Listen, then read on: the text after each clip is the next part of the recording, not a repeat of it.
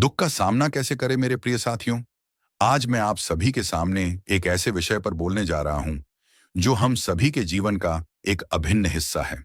दुख का सामना कैसे करें। जीवन एक रंगमंच है जिसमें खुशी और दुख दोनों अपने अपने किरदार निभाते हैं। जैसे दिन के बाद रात आती है, वैसे ही सुख के बाद दुख भी आता है। परंतु महत्वपूर्ण यह नहीं है कि हमारे जीवन में दुख आता है या नहीं, बल्कि यह है कि हम उस दुख का सामना कैसे करते हैं। दुख से डरे नहीं, उसे समझें। जब हमें कोई दुख पहुंचता है, चाहे वह किसी अपने को खोने का हो, असफलता का हो या किसी और कारण से, तो हमारा मन टूटने लगता है।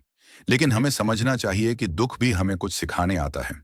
यह हमारे जीवन का वह अध्यापक है जो हमें धैर्य, सहनशीलता और आत्मनिरीक्षण करना सिखाता है। धैर्य और समय सबसे बड़ी औषधि। कोई भी दुख हमेशा नहीं रहता। समय के साथ हर घाव भर जाता है। जरूरी है कि हम धैर्य बनाए रखें, अपने मन को शांत रखें और यह विश्वास रखें कि यह दौर भी गुजर जाएगा। जैसे बारिश के बाद इंद्रधनुष निकलता है, वैसे ही दुख के बाद भी सुख आता है। सकारात्मक सोच रखें। जब भी जीवन में कठिन समय आता है, तो हमें खुद को सकारात्मक विचारों से घेरना चाहिए। अच्छे लोगों के साथ रहें, प्रेरणादायक किताबें पढ़ें, प्रकृति के पास जाएं। ये सभी चीजें हमारे मन को शांत करती हैं और दुख से लड़ने की शक्ति देती हैं। अपने मन की बात कहें। दुख को मन में दबा कर रखना उसे और बड़ा बना देता है। किसी अपने से बात करें, अपने माता पिता, दोस्तों या शिक्षक से। जब हम अपने मन की बात शेयर करते हैं, तो उसका बोझ हल्का हो जाता है। प्रार्थना और ध्यान और प्रार्थना भी मन को स्थिर और शांत रखने में बहुत मददगार होते हैं।